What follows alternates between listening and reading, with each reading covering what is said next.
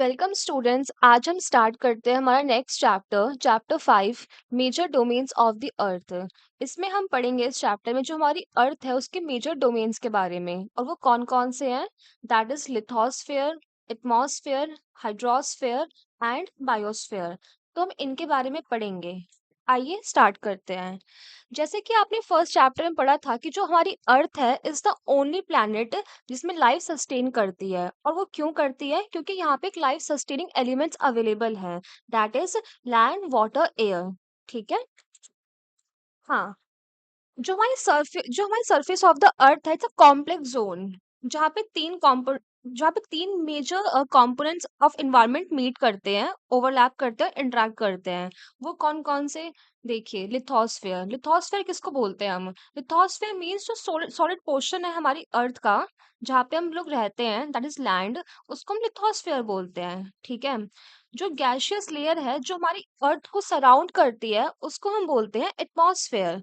उसमें कौन कौन सी गैसेस अवेलेबल होती हैं? ऑक्सीजन, नाइट्रोजन, कार्बन डाइऑक्साइड और मेनी अदर गैसेस। ठीक है। ओके। एंड जो वाटर है जो कवर करता है एरिया को, सरफेस, अर्थ सरफेस के, उसको हम बोलते हैं हाइड्रोस्फेयर। ठीक है। और हाँ, एक चीज और, हाइड्रोस्फेयर में कौन कौन सी चीजें आती हैं? Ice, solid form, liquid form और गैशियस फॉर्म के जितने भी वाटर के फॉर्म्स हैं, ये सब के सब हाइड्रोस्फेयर में आती हैं। ठीक है। अब मैं आपको एक बात बता दूं। जैसे कि देखिए, ये हो गया लिथोस्फेयर, ये हो गया एटमॉस्फेयर, ये हो गया हमारा हाइड्रोस्फेयर। अब जो ये पॉइंट आ रहा है जहाँ पे तीनों ओवरलैप कर रहे हैं, इसको हम बोलते हैं biosphere. Okay. I hope I am clear. देखिए, the biosphere is the narrow zone where we find land, water, air together which contains all form of life. ठीक है। देखिए, ये एक नैरो जोन है जहाँ पे हम तीनों को ओवरलैप करते हुए पाते हैं और यहाँ पे लाइफ सस्टेन करती है, आपको यहाँ पे लाइफ मिलेगी। ठीक है। ओके। अब हम अपना फर्स्ट टॉपिक स्टार्ट करते हैं, दैट इज लिथोस्फेयर। लिथोस्फेयर मैंने आपको क्या बताया था कि देखिए, the solid portion of the earth on which we live is called lithosphere. जो सॉलिड पोर्शन होता है हमारी अर्थ का जहाँ पे हम लोग रहते हैं उसको हम लिथोस्फेयर बोलते हैं। ठीक है। तो लिथोस्फेयर में क्या क्या आता है? जो अर्थ क्रस्ट की रॉक होती है और जो सॉइल की थिन लेयर जहाँ पे सारे न्यूट्रिएंट्स मिलते हैं, ज- वो लेयर जब हम मिलाते हैं तो हमारा लिथोस्फेयर आता है। ठीक है। देखिए, यहाँ पे लिखा भी हुआ है, it comprises rocks of the earth crust and the thin layer of the soil that contains nutrients with sustain organism. Lithosphere में क्या क्या आता है? जो अर्थ क्रस्ट की रॉक होती है और जो thin layer of the soil होती है जिसमें सारे न्यूट्रिएंट्स एलिमेंट्स हमें मिलते हैं, उसको हम बोलते हैं लिथोस्फेयर। ठीक है। अब एक चीज देखिए, जो हमारी अर्थ सरफेस है ना, उसके दो मेन डिवीजन है। जो लैंड मास वाला पार्ट होता है उसको हम बोलते हैं कॉन्टिनेंट। ठीक है। और जो वाटर बॉडी वाला पार्ट होता है उसको हम बोलते हैं ocean basis. I hope I am clear. ठीक है। हाँ, एक चीज नोटिस कीजिएगा, जितना भी ये ओशन है ये पूरा कनेक्टेड है। और ओशन कौन कौन से हैं? Atlantic ocean, Pacific ocean, Indian ocean, Arctic ocean and southern ocean. और ये जितने भी पांच ये ओशियंस हैं, ये कनेक्टेड है एक दूसरे से। ठीक है। Look at the map of the world world figure 5.1। जैसे कि देखिए, मैं आपको यहाँ पे दिखाती हूँ। देखिए, ये पैसिफिक ओशन हो गया, ये अटलांटिक ओशन हो गया, ये इंडियन ओशन हो गया, ये सदर्न ओशन हो गया एंड ये आर्कटिक ओशन हो गया। And sea, they all are connected with each other. देख रहे हैं ना आप? जी। हाँ जी। और नेक्स्ट, जो लेवल ऑफ सी वाटर होता है, जो सी वाटर है हमारे, जो इसका जो इसका लेवल है ये सेम होगा, ये आपको सेम मिलेगा। ठीक है। और जो हम एलिवेशन मेजर करते हैं लैंड की, वो हम कहाँ से करते हैं? सी से। और सी को हम क्या लेते हैं? जीरो। ठीक है। आई होप आई एम क्लियर। आगे बढ़ते हैं। ओके। ये कुछ मेजर फैक्ट्स हैं, वो क्या है? जो माउंट एवरेस्ट, जो हमारा हाईएस्ट माउंटेन है, जो हाईएस्ट माउंटेन पीक है, वो कौन सी है? माउंट एवरेस्ट है। उसकी हाइट क्या है? 8848 metre above the sea level. ठीक है। और जो सबसे क्या बोलते हैं, एक बात बताइए, ये तो हो गया हाईएस्ट, ऐसे माउंट एवरेस्ट। एक ना, जो सी के नीचे ऐसे होता है ना, मतलब इसको बोलते हैं हम ट्रेंच। ठीक है।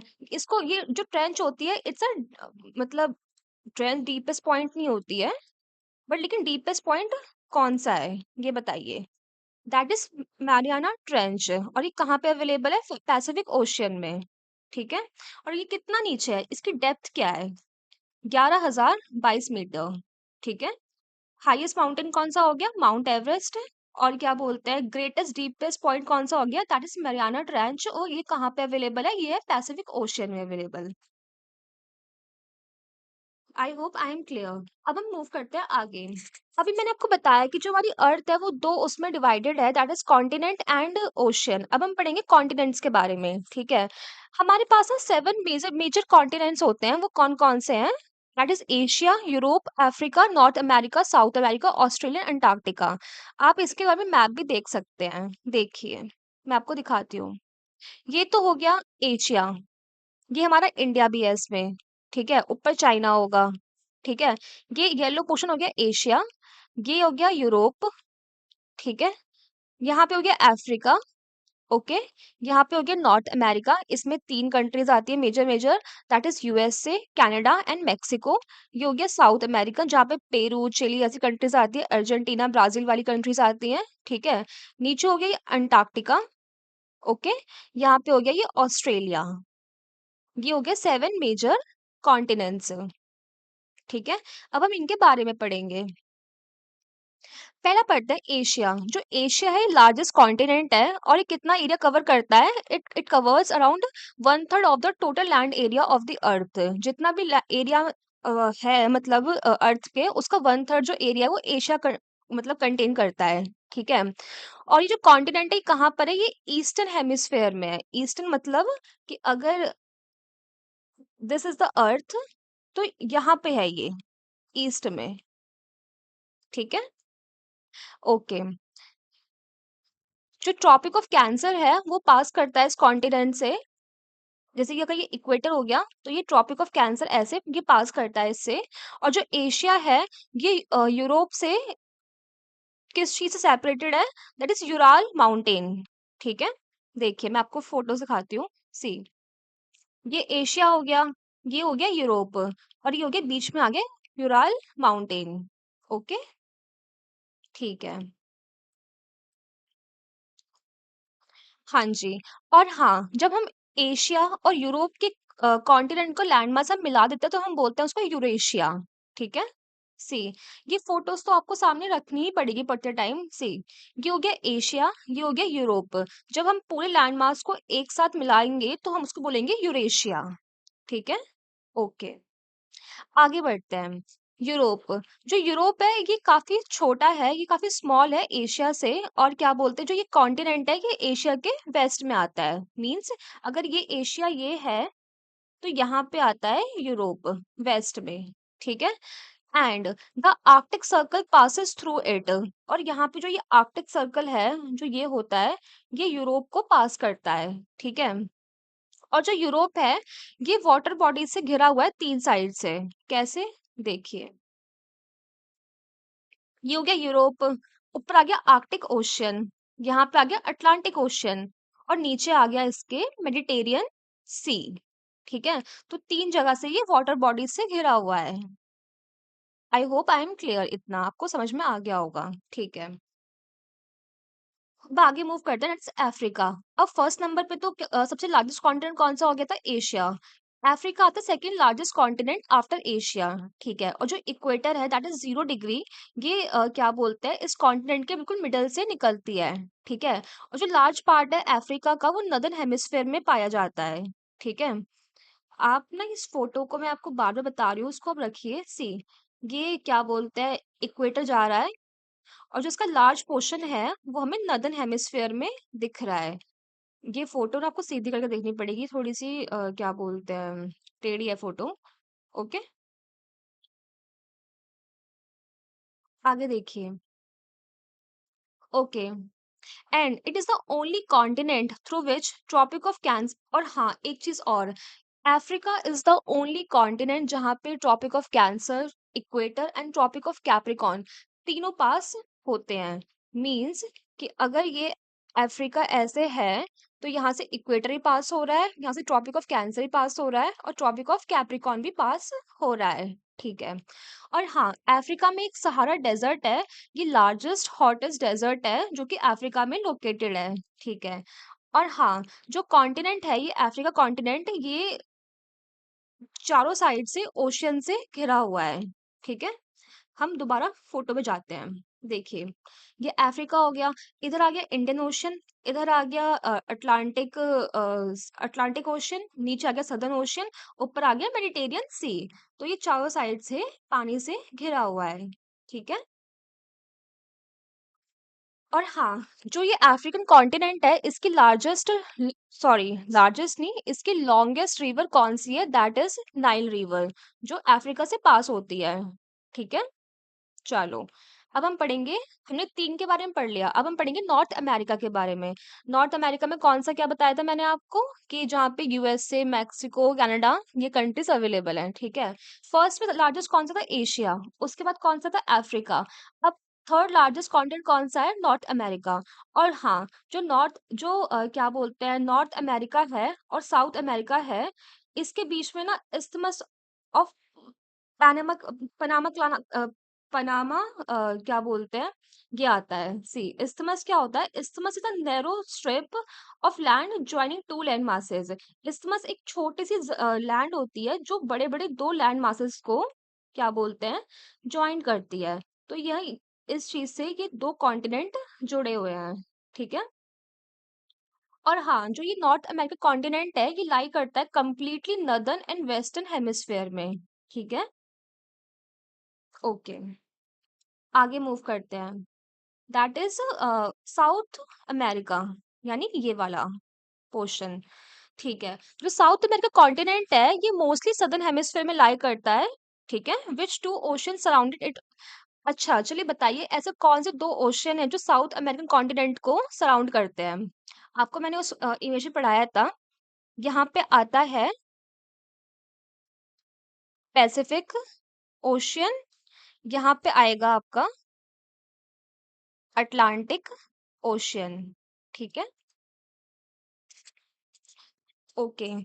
हाँ, and the Andes largest longest sorry the Andes world longest mountain ranges run through length from north to south. South America has the world largest river, that's Amazon river. ठीक है। यहाँ पे ये एंडीज की ये क्या बोलते हैं, सबसे लॉन्गेस्ट माउंटेन है ये। ठीक है। और लार्जेस्ट जो रिवर है, दैट इज amazon, ये साउथ अमेरिका में लाई करती है। आई होप आई एम क्लियर। ठीक है। अब आगे मूव करते हैं। ऑस्ट्रेलिया। ऑस्ट्रेलिया कहाँ पे है? ऑस्ट्रेलिया सबसे स्मॉलेस्ट कॉन्टिनेंट है जो सदर्न हेमिस्फेयर में लाई करता है, और क्या बोलते हैं, it is surrounded on all side by the ocean and seas. It's island continent यार, तो इसलिए क्या बोलते हैं, ऑस्ट्रेलिया ऐसे यहाँ पे लाई करता है, चारों साइड से ये पानी से घिरा हुआ है। ठीक है। अब हम पढ़ेंगे अंटार्कटिका के बारे में। अब जो अंटार्कटिका है, वो आपने देखा होगा ऐसे, मैं आपको एक बार ना फिर से इमेज पे लेके चलती हूँ, आप देख देख लीजिएगा। सी, ऑस्ट्रेलिया यहाँ पे ये हो गया, जो चारों साइड से पानी से घिरा हुआ है। अंटार्कटिका ये वाला है, ये वाइट पोर्शन। और ये कहाँ पे लाई कर रहा है? ये लाई कर रहा है सदर्न हेमिस्फेयर में। ठीक है। ओके। हाँ, जो अंटार्कटिका है कंप्लीटली लाई करता सदर्न हेमिस्फेयर में, और ये and it's a huge continent. The south pole lies almost at the centre of the continent. जो मैंने आपको बताया था, जैसे कि नॉर्थ पोल होता है और साउथ पोल होता है ना, तो साउथ पोल जो है वो बिल्कुल लाई कहाँ करता है? इस कॉन्टिनेंट के सेंटर पे। ठीक है। और हाँ, जो अंटार्कटिका कॉन्टिनेंट है, ये परमानेंटली फ्रोजन है, it's covered with thick ice sheet and there is no permanent human settlement. अब यार ये हर टाइम यहाँ पे बर्फ रहती है, तो यहाँ पे भी परमानेंट ह्यूमन सेटलमेंट नहीं है, ठीक है। बट हाँ, बहुत सारी कंट्रीज के कुछ यहाँ पे रिसर्च स्टेशंस हैं अंटार्कटिका में, दैट इज मैत्री, गंगोत्री, और एक भारती करके भी है, जो कि 2013 में ही बनाया था। हाँ, यार ये वाला फैक्ट है, मैं चेक कर लेना दोबारा से, मतलब गूगल पे डाल के, ठीक है। मतलब जितना मुझे याद आ रहा है शायद से भारती एक 2013 में था, बट एक बार आप प्लीज इसे चेक कर लीजिएगा दोबारा से। ओके, अब हमने पढ़ लिया लिथोस्फेयर के बारे में, ठीक है। अब हम पढ़ेंगे हाइड्रोस्फेयर के बारे में, ये हमारा नेक्स्ट टॉपिक है। ओके, जो हमारा अर्थ है इसको हम ब्लू प्लैनेट भी बोलते हैं, ये तो मैंने आपको बहुत पहले बताया था। क्यों बोलते हैं? क्योंकि जो उसका 71% है अर्थ का जो सरफेस है, it's covered with water, and only 29% है जिसमें लैंड सरफेस आती है, ठीक है। अब क्या बोलते हैं, hydrosphere consist of water, and water water in its like all it's form, means ice की फॉर्म में भी, ठीक है, लिक्विड की फॉर्म में भी होएगा, ठीक है, और जो गैशियस होता है उसके फॉर्म में भी आता है, मतलब थ्री फॉर्म्स ऑफ वाटर होती है ना, तीनों फॉर्म्स हाइड्रोस्फीयर में इंक्लूड होंगी, ठीक है। As running water in the ocean and river, lakes, ice in glacier, underground water and the water vapor in the atmosphere, ये सब कुछ हाइड्रोस्फीयर में आएगा, ठीक है। Okay, and more than like जो जितना भी हमारे पास पानी अवेलेबल है उसका 97% से भी ज्यादा जो पानी है वो कहाँ मिलता है? हमें ओशन में मिलता है, and that is very salty, जो हमारे किसी यूज का नहीं होता है, ठीक है। और इसको छोड़ के एक लार्ज पोर्शन पानी कहाँ पे अवेलेबल है? आइस शीट यानी ग्लेशियर्स के फॉर्म में, और फिर उसके बाद अंडरग्राउंड पानी है, ठीक है। और बहुत ही स्मॉल परसेंटेज पानी है जो कि अवेलेबल है as a fresh water for human. Okay, कितना रह गया ये? ठीक है। अब हाइड्रोस्फेयर में हम पढ़ेंगे ओशियंस के बारे में। जो ओशियन है it's a major part of the hydrosphere. क्यों है? मैंने आपको जस्ट सही बताया था, क्योंकि जो 97% जो पानी है वो ओशियंस में अवेलेबल है, and that is very salty, ठीक है। और ओशियंस क्या है? ये जो क्या बोलते हैं, मैंने आपको 5 ओशन बताए थे नाम, आप प्लीज दोबारा रिवाइज कीजिए इसको मेरे साथ। That is Pacific ocean, Atlantic, Indian, Arctic and southern. ये 5 ओशन मैंने आपको बताए थे, they all are interconnected, देख लीजिए। और हाँ, जो ओशन वाटर है ये हमेशा मूव करता रहता है, ये स्टैग्नेंट नहीं होता है, ठीक है। और हाँ, और ये मूव करता कैसे है ये बताइए। ओके, सो बेसिकली जो ओशन वाटर है ये 3 मेजर फॉर्म्स में मतलब मूव करता है, वेव्स, ठीक है, टाइड्स एंड ओशन करंट। यार इसके बारे में हम आगे पढ़ेंगे बहुत डिटेल में, ये शायद से 9th क्लास में भी है, और शायद से 11th में तो ये है 9th में भी शायद से कुछ समझा रखा है इसके बारे में, ठीक है। ओशन करंट जैसे 2 टाइप के होते हैं, cold water, cold ocean current होता है, और क्या बोलते हैं, और वार्म ओशन करंट होता है, 2 टाइप के होते हैं, ठीक है। तो इसके बारे में हम आगे वाली क्लास में पढ़ेंगे, और क्या पता इसमें भी आगे दे रखा होगा, लेट्स सी, देखते हैं, ठीक है। द 5 मेजर ओशियंस आर, ये मैंने आपको बता दिए 5 major oceans. Pacific ocean largest ocean है, ठीक है, और ये 1/3 एरिया को कवर करता है, ठीक है।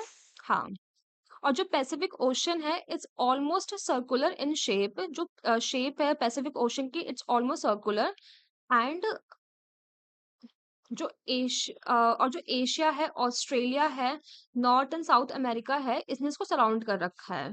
आप मैप देख सकते हैं। पैसिफिक के बाद कौन सा ओशन बड़ा है? दैट इज अटलांटिक ओशन, जिसकी शेप है almost S shape. Atlantic ocean ना कुछ इस शेप का है, इज इस शेप का, ओके। इसके यहाँ पे नॉर्थ अमेरिका है, यहाँ पे साउथ अमेरिका है, देखिए। It's flanked by the north America and south America on the western side, and यहाँ पे इसके यूरोप आता है, और यहाँ पे इसके अफ्रीका आता है, ठीक है। Okay, the See, it is flanked by the North and South America on the western side and Europe and Africa on the eastern side. ठीक है. The irregular and indented coastline provide ideal location for natural harbor or and ports. ठीक है.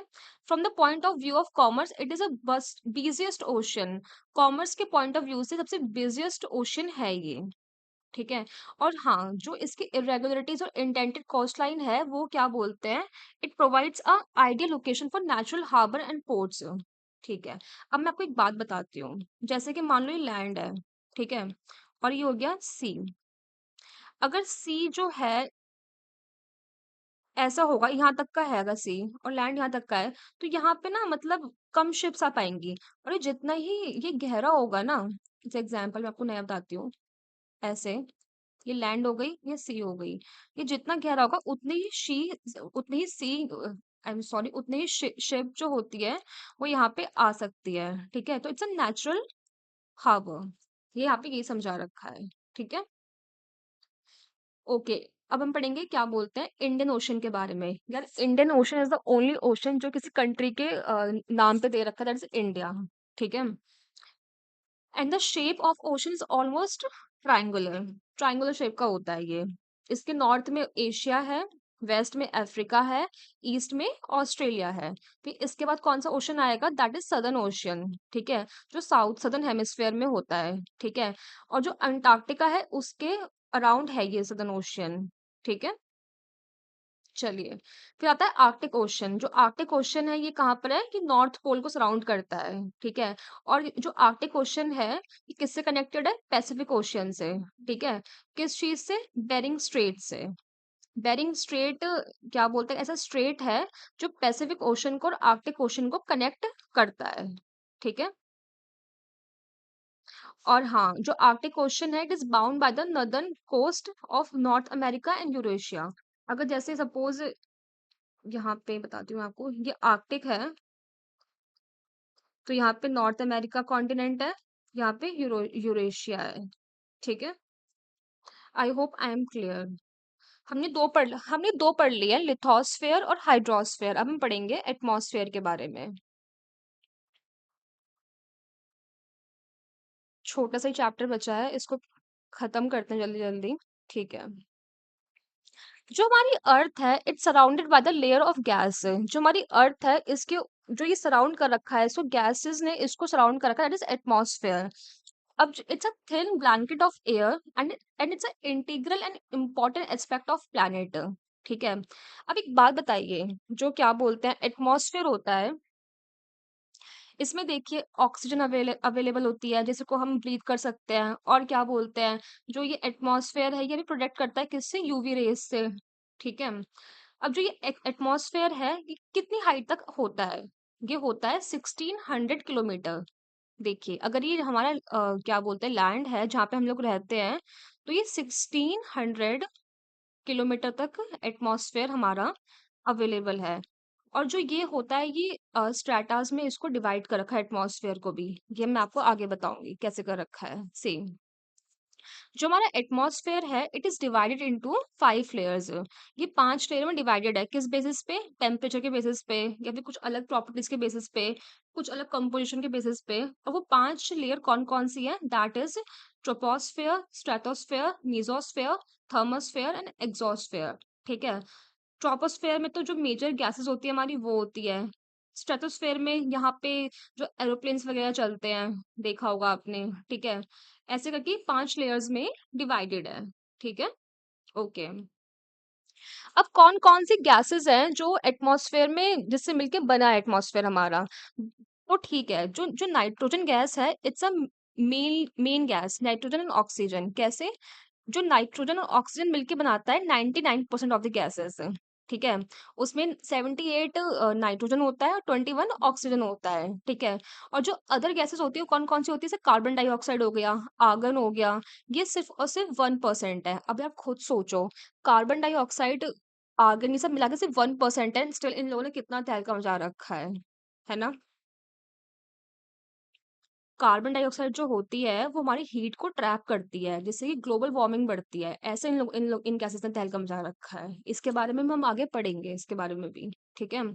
And oxygen is the breath of life, by nitrogen helps in the growth of the living organism. अब एक बात बताओ, जो हमारी major gases हैं जिससे मिलकर 99% बन रखा है, that is nitrogen and oxygen, इनके काम क्या है? ऑक्सीजन तो हम यूज करते हैं सांस लेने में, ठीक है। नाइट्रोजन कहाँ पे यूज होता है, पता है क्या आपको? मैं बताती हूँ। जो लिविंग ऑर्गेनिज्म होते हैं, प्लांट्स होते हैं, ये नाइट्रोजन गैस का यूज करते हैं ग्रो करने में। ठीक है। देखिए यहाँ पे लिखा भी हुआ है कि कार्बन डाइऑक्साइड दो present in a minute amount, but it is important as it absorb heat radiated by the earth. जो हीट जो हमारी अर्थ रेडिएट बैक करती है, कार्बन डाइऑक्साइड उसको एब्जॉर्ब कर लेती है। ठीक है। और हाँ, कार्बन डाइऑक्साइड प्लांट्स भी लेते हैं, like for like photosynthesis. Okay. ठीक है। अब जो एटमॉस्फेयर की जो डेंसिटी है वो हाइट के उससे वेरी करती है। जैसे ही कैसे, देखिए, जो ये मैक्सिमम होगी सी लेवल पे, और जैसे जैसे हम क्या बोलते हैं ऊपर जाएंगे ये डिक्रीज करती है। ठीक है। आपने नोटिस किया होगा जो क्लाइंबर्स होते हैं ये हमेशा क्या बोलते हैं एक्सपीरियंस करते हैं इस ब्रीदिंग प्रॉब्लम जब ये क्लाइंब करते हैं। क्यों? क्योंकि जो डेंसिटी ऑफ द एयर होती है वो हमेशा डिक्रीज होती है, दैट्स वाई। ठीक है। इसलिए हमेशा जब भी क्लाइंब करते हैं, they always carry oxygen cylinder, जिससे कि ये लोग सांस ले सके हाई ऑल्टीट्यूड पे जाकर। ठीक है। The temperature also decrease as we go upward. हम जैसे जैसे ऊपर जाएंगे ना, वैसे वैसे जो हमारा टेम्परेचर है वो भी डिक्रीज होने लग जाता है। ठीक है। और फिर क्या होता है, जो एटमॉस्फेयर है वो exert pressure on the earth. ठीक है। This varies from place to place. Some area experience high pressure, some area experience low pressure. इसका क्या मतलब है? देखिए, जो हमारा एटमॉस्फेयर होता है वो भी प्रेशर एक्सर्ट करता है हमारी अर्थ पे, बट लेकिन वो डिफरेंट डिफरेंट होता है। कुछ एरिया हाई प्रेशर एक्सपीरियंस करते हैं, कुछ एरिया लो प्रेशर एक्सपीरियंस करते हैं। और हमेशा जो एयर होती है वो हाई प्रेशर से लो प्रेशर मूव करती है। यार मैं इसको आपको एक डायग्राम के फॉर्म में एक्सप्लेन करती हूँ थोड़ा सा। सपोज देखिए, ये हो गया लो प्रेशर। ठीक है। अब देखिए, अब यहाँ पे लो प्रेशर है, तो जो एयर है वो ऐसे मूव करेगी। ठीक है। ऊपर, क्योंकि यहाँ पे लो प्रेशर है। अब कहीं ना कहीं जाके तो ये ऐसा डाइवर्ज करेगी करेगी ऑब्वियसली हॉरिजॉन्टली। ठीक है। और कहीं कहीं जाके सबमर्ज भी करेगी। ठीक है। और जहां भी सबमर्ज करेगी वो हो गया हाई प्रेशर। ठीक है। ये वाला एरिया हो गया हाई प्रेशर, क्योंकि यहाँ पे देखो सबमर्ज कर रही है तो यहाँ पे प्रेशर ज्यादा लग रहा है। अब क्या होगा, जो हाई प्रेशर की साइड से जो यहाँ पे ये चलेगी, फिर जो ये मूवमेंट होता है एयर का, हमें हमेशा याद रखना जो मूवमेंट है एयर का वो हमेशा हाई प्रेशर से लो प्रेशर चलता है, क्योंकि यहाँ से तो ऊपर चला गया, यहाँ से डाइवर्ज कर गया, यहाँ से सबमर्ज कर गया, फिर यहाँ से जो ये मूवमेंट होगा ये ऐसे होता है। तो इसलिए यहाँ पे यही लाइन लिखी हुई है, जो एयर है ये हमेशा मूव करती है हाई प्रेशर से लो प्रेशर की तरफ। और जो ये मूवमेंट ऑफ द एयर होता है इसको ही हम विंड बोलते हैं। बोलते नहीं है विंड बहुत हाई चल रही है आज, मतलब विंड हो रही है आज, बहुत हवाएं चल रही हैं। This movement of air is called wind. I hope, वैसे जो ये टॉपिक है ना ये 11th क्लास में बहुत अच्छे से एक्सप्लेन कर रखा है, 9th में भी कर रखा है कुछ सॉर्ट ऑफ, बट यहाँ पे बहुत बेसिक बता रखा है। आपको बस इतना ही याद रखना है कि क्या बोलते हैं कि डिफरेंट डिफरेंट प्रेशर पॉइंट्स होते हैं हमारी अर्थ पे। ठीक है। लो प्रेशर से ऐसे मूवमेंट होता है, फिर ये ऐसे डाइवर्ज होता है, फिर नीचे सबमर्ज होता है, फिर हाई प्रेशर बनता है, फिर हाई प्रेशर से जो एयर चलती है इसको हम, जो ये मूवमेंट ऑफ एयर होता है इसको हम विंड बोलते हैं। ठीक है। That's it. आई होप ये डायग्राम आपको समझ में आ गया होगा। चलिए, यार देखो, अब हमने लिथोस्फेयर पढ़ लिया, ठीक है, सॉलिड पार्ट। हमने हाइड्रोस्फेयर भी पढ़ लिया, मतलब जहाँ पे पानी था, लिक्विड पार्ट। हमने एटमॉस्फेयर भी पढ़ लिया, जहाँ पे हवा था। अब एक बात बताओ, ये तीनों का समूह मिलके बनता है बायोस्फेयर। मैंने आपको फर्स्ट उसमें बताया था स्लाइड में कि जो बायोस्फेयर है it's a narrow zone of contact between land water and air. It's a zone that life जहाँ पे लाइफ एग्जिस्ट करती है। और हाँ, जो हमारी प्लैनेट है अर्थ, दैट इज वाई ये यूनिक है, क्योंकि यहाँ पे तीनों चीज अवेलेबल है। ठीक है, देखो ये डायग्राम तो सही बना रखा है। लिथोस्फेयर हो गया, ठीक है, एटमॉस्फेयर भी हो गया, यहाँ पे पानी भी है, हाइड्रोस्फेयर भी हो गया, तो जो ये पोर्शन बना, दैट इट ये हो गया बायोस्फेयर। ठीक है, और यहाँ पे वेरियस स्पीशीज ऑफ ऑर्गेनिज्म, अलग अलग साइजेस की, माइक्रोब्स से लेके बैक्टीरिया से लेके ह्यूज एनिमल तक अवेलेबल होते हैं, मिलते हैं यहाँ पे। And all the living organism, that is including human, are linked to each other and the biosphere for survival। सब कुछ इंटरलिंक्ड है यार, सारे ऑर्गेनिज्म, फूड चेन है, फूड वेब है, सब कुछ लिंक्ड है इस बायोस्फीयर में। ठीक है, ओके। अब जो ऑर्गेनिज्म जो मिलते हैं हमें बायोस्फीयर में, ये हम इसको दो मेजर उसमें डिवाइड करते हैं, दैट इज प्लांट किंगडम, जिसको हम बोलते हैं, क्या बोलते हैं, फ्लोरा, एंड एनिमल किंगडम, जिसको हम बोलते हैं फौना। ठीक है, the three domain of the earth interact with each other and affect each other in some way or other। ठीक है, जो थ्री डोमेन्स मैंने आपको बताए थे, that is lithosphere, hydrosphere and atmosphere, ये एक दूसरे से इंटरेक्ट करते हैं, ठीक है, और एक दूसरे को अफेक्ट करते हैं। एग्जाम्पल, जैसे cutting of forest for fulfilling our need of woods. जैसे हम फॉरेस्ट को कट करते हैं, क्यों? जिससे कि हम अपनी वुड की नीड्स को फुलफिल कर सकें। ठीक है, या हम लैंड को क्लियर करते हैं, क्यों? एग्रीकल्चर करने के लिए। ठीक है, सिमिलरली अर्थ सरफेस में be changed due to natural calamities, जैसे अर्थक्वेक। ठीक है, for example, there could be a submergence of land as happened in the case of tsunami recently। ठीक है, part of Andaman and Nicobar island were submerge under water.